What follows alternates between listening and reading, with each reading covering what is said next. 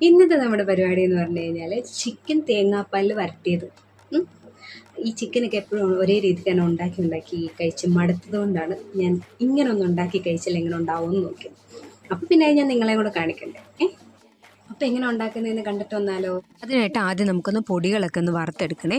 കുറച്ച് മല്ലിപ്പൊടിയും കാശ്മീരി മുളക് പൊടിയും മഞ്ഞൾപ്പൊടിയും ഗരം മസാലയും കുറച്ച് ചിക്കൻ മസാല ഉണ്ടായിരുന്നു, അതുകൂടി ഇട്ടൊന്ന് വറുത്തെടുത്തതിന് ശേഷം നമുക്ക് ചിക്കനിലേക്ക് ഈ വറുത്ത പൊടിയും അതുപോലെ തന്നെ തേങ്ങാക്കുത്തും ഉപ്പും വെളിച്ചെണ്ണയും കൂടി ഒഴിച്ചിട്ട് നന്നായിട്ടൊന്ന് തിരുമ്മി മാറ്റി വെക്കണം. എന്നിട്ട് വീണ്ടും ഒരു പാനിലേക്ക് വെളിച്ചെണ്ണ ഒഴിച്ചിട്ട് ഇഞ്ചി വെളുത്തുള്ളി കറിവേപ്പില ചുവന്നുള്ളി ചെറുതായിട്ട് അരിഞ്ഞത് ഇതെല്ലാം കൂടെ ഒന്ന് വഴട്ടിയെടുത്തതിന് ശേഷം നമ്മൾ ഈ പുരട്ടി വെച്ച ചിക്കനും കൂടെ ഇട്ടിട്ട് നന്നായിട്ട് മിക്സാക്കി അങ്ങോട്ട് എടുക്കണം. ഇതിങ്ങനെ വരട്ടിയെടുത്ത് കഴിക്കാനും നല്ലതാണ് കേട്ടോ.